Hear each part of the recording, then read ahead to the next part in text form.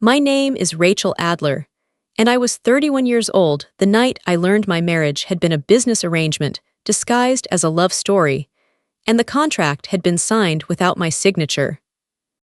It happened during the toast. Not a fight, not a slammed door, not a whispered argument in a hallway where only the two of us could hear it.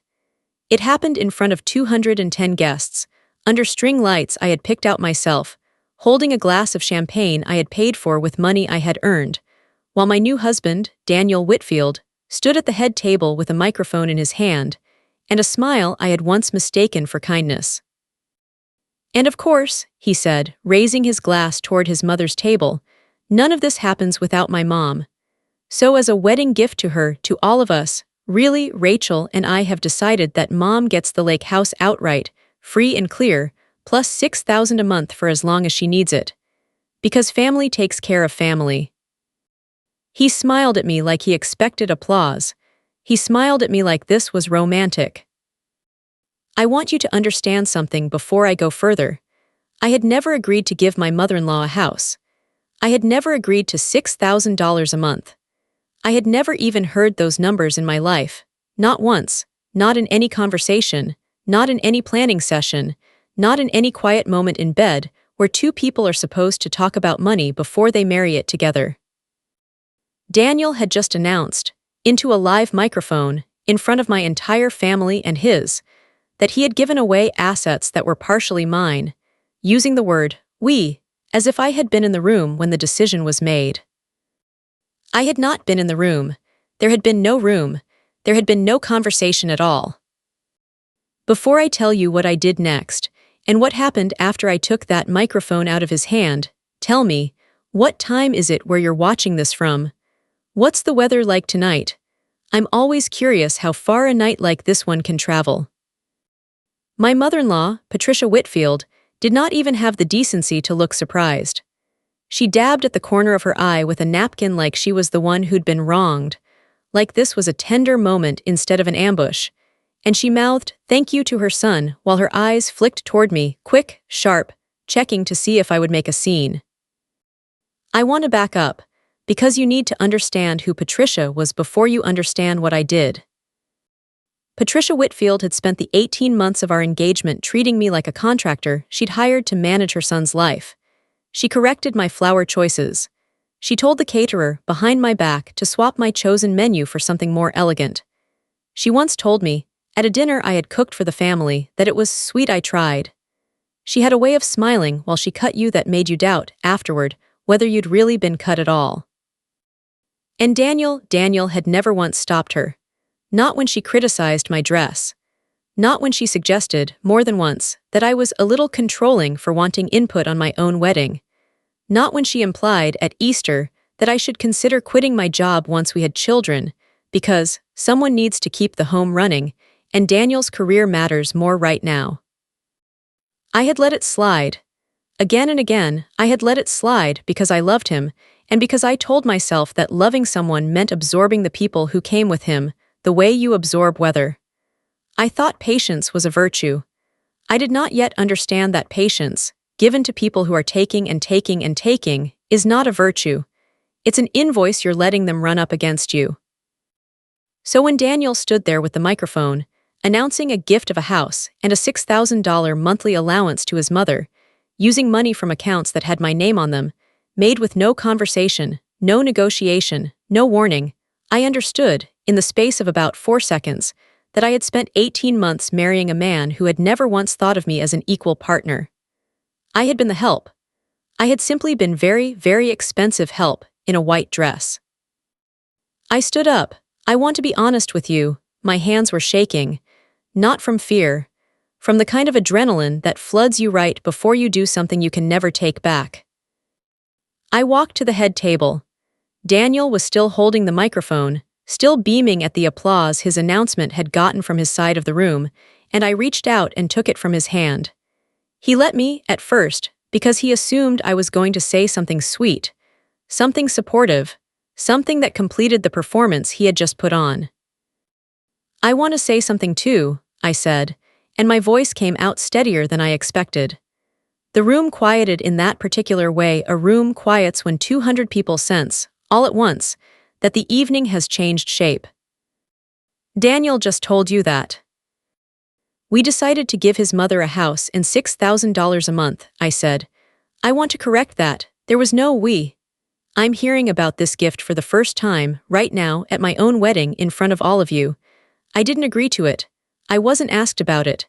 I didn't even know the lake house was on the table as something to give away. Patricia's face went white, then red. Daniel reached for the microphone and I stepped back out of his reach. Rachel, he said, low, urgent, the smile gone now, don't do this here. You didn't think twice about doing your part here, I said, so I won't think twice about doing mine. I turned back to the room. The lake house was purchased 2 years ago with a down payment that came partly from my savings, money I earned before I ever met Daniel's family, money from a job I worked 12-hour shifts to keep. The joint account he's talking about giving $6,000 a month out of has my paycheck going into it every 2 weeks. I'm not against helping family. I've never once said no to helping Patricia. What I'm against is finding out, from a microphone, at my own reception, that decisions about my money were made without me in the room. Someone in the back, I found out later it was my college roommate, just said, quiet but clear, damn. And then the murmur started, the way a crowd murmurs when it realizes it's witnessing something real instead of something rehearsed. Daniel's jaw was tight. He leaned toward me, voice pitched low so only I could hear it, though by then it didn't matter, the room had already heard the part that counted. You're embarrassing my mother. You're embarrassing me. Give me the microphone. I'm not embarrassing anyone, I said. I'm telling the truth in the same room where a lie was just told. Patricia stood up so fast her chair nearly toppled. How dare you, she said, loud enough now that she didn't need a microphone. After everything I have done for this family, after I welcomed you, after I planned half of this wedding myself. You didn't plan this wedding, I said. You changed my menu without asking me. You told the florist my color choices were too young. You've spent 18 months telling me, in small ways, that I wasn't quite good enough for your son, and tonight your son proved you right by giving you a house with my money, and not even pretending I should be part of the conversation. The room had gone fully silent now. My father, sitting near the front, had his hand pressed flat against the table like he was bracing himself.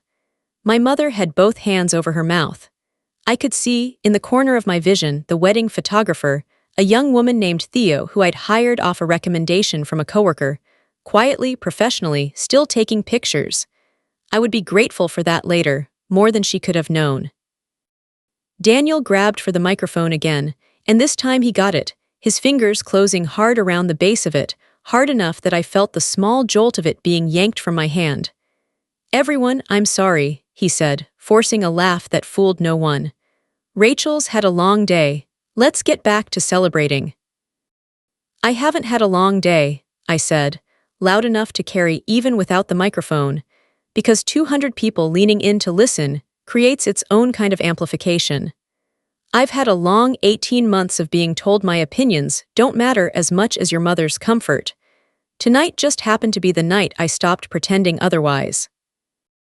I want to tell you what happened in the 30 seconds after that, because it's the part I replay most often. Nobody clapped for Daniel. Nobody clapped for Patricia.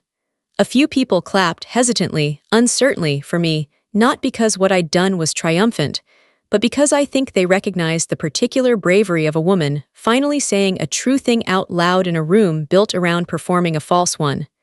My cousin Leela stood up first, then my college friends. Then, slowly, awkwardly, a scattering of people from Daniel's side, the ones who had clearly seen Patricia operate before and had simply never had the standing to say anything about it. Daniel set the microphone down on the table like it had burned him.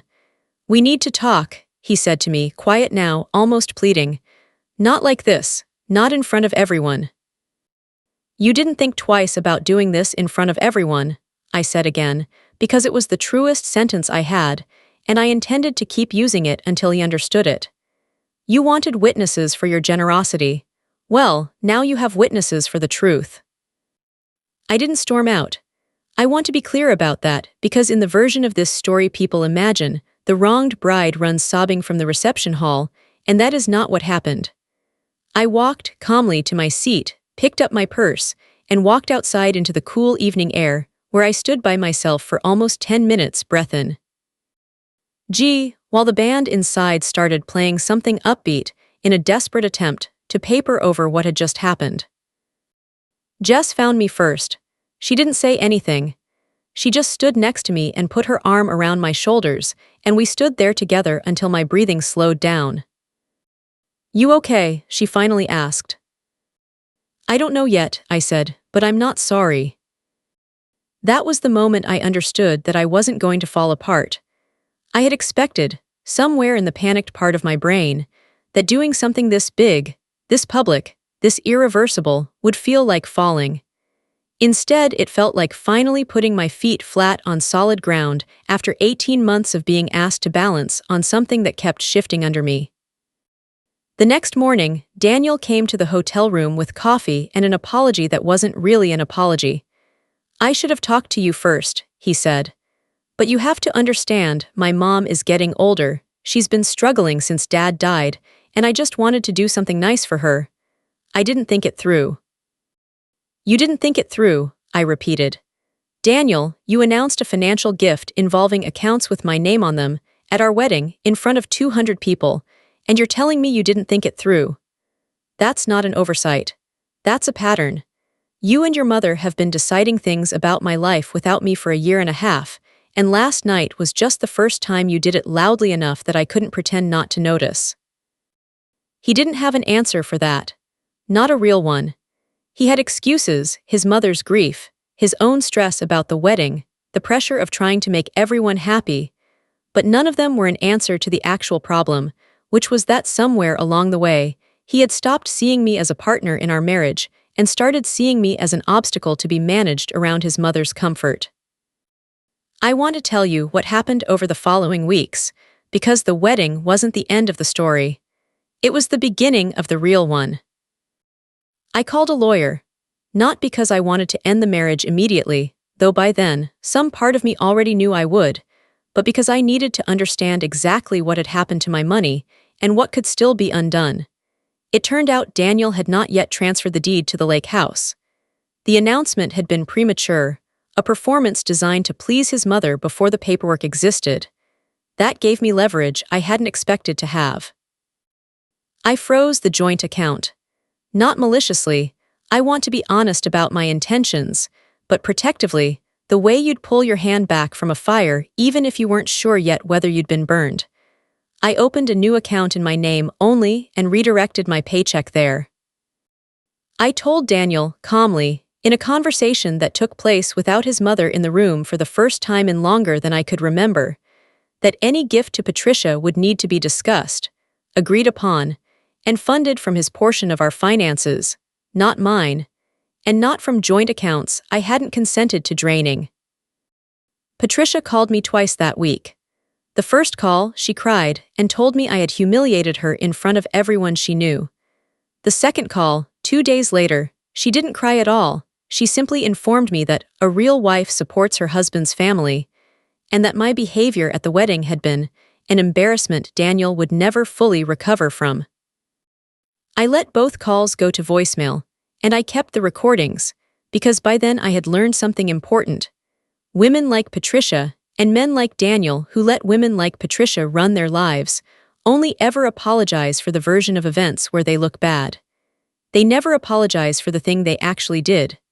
So I stopped waiting for an apology that matched the harm, and I started building a paper trail instead. 3 weeks after the wedding, Daniel and I sat down with a counselor. His suggestion, not mine, though I went, because I owed it to both of us to find out whether what had happened was a single catastrophic lapse or a window into who he really was. It took exactly 2 sessions to find out.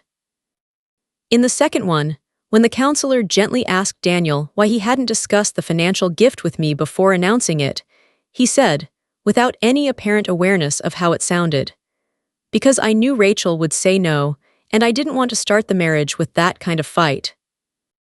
The counselor looked at him for a long moment. Then she looked at me, I didn't need her to say anything. I already understood. He hadn't forgotten to ask me. He had deliberately avoided asking me because he had wanted the gift more than he had wanted my consent, and he had been willing to spend my dignity publicly to get it. I filed for divorce 2 months later. I want to tell you it was a clean, quiet process, but it wasn't. Patricia inserted herself into every part of it that she could, calling my lawyer's office directly at one point, which earned her a very polite but very firm letter informing her that she was not, in fact, a party to the proceedings. Daniel fought for the lake house in the settlement, on the theory that it had been intended as a gift to his mother and should therefore be excluded from the marital estate. The judge did not agree. The house had been purchased with marital funds, including my contribution, before any gift had been formalized, and it was divided accordingly. Patricia did not get the lake house. She did not get $6,000 a month. She got, in the end, exactly what she had given me for 18 months. Nothing, dressed up as something, that turned out to be worth far less than promised. People have asked me since then whether I regret taking the microphone that night. Whether I think I should have waited, handled it privately, spared everyone the spectacle. I understand the question. I even understand the impulse behind it. We are taught, especially as women, that grace means silence, that dignity means swallowing the insult and dealing with it later quietly, where no one has to watch you be hurt. But here is what I've come to believe. Daniel didn't make that announcement privately. He made it in front of 200 witnesses, deliberately, because he knew that a public gift is harder to take back than a private one, and because he was counting on my desire to avoid embarrassing him outweighing my right to be consulted about my own money. He used the room as a weapon. I simply used it back. I think about Liam's tablet sometimes. No, that's not right. That's a different story I read once, about a different family. But the principle is the same one I keep coming back to. Silence protects the person doing the harming far more often than it protects the person being harmed. My silence, for 18 months, had not made Patricia kinder or Daniel more honest. It had simply taught them that I would absorb whatever they decided to hand me. The night I took the microphone, I stopped teaching them that lesson. I live alone now, in a small apartment with good light and a kitchen that's entirely mine to organize however I want. I still see Jess every week. I started therapy, real therapy, not the kind aimed at saving a marriage, but the kind aimed at understanding why I had spent so long mistaking accommodation for love. I bought myself a small lake cabin 18 months later, not the one from the wedding, a different one, smaller, with a leaky roof I'm slowly learning to fix myself. And some evenings I sit on the dock and think about how strange it is that the worst night of my life turned out to be the night I finally stood up straight. Daniel reached out once, almost a year later, to say he'd been seeing a therapist of his own and had a lot to think about. I wished him well. I meant it. But I didn't ask to hear more, and I haven't. So tell me, if you'd been standing in that reception hall, watching a man hand away your money to his mother with a microphone in his hand and a smile on his face, would you have stayed quiet to keep the peace? Or would you have done what I did, and let 200 witnesses hear the truth instead of the performance?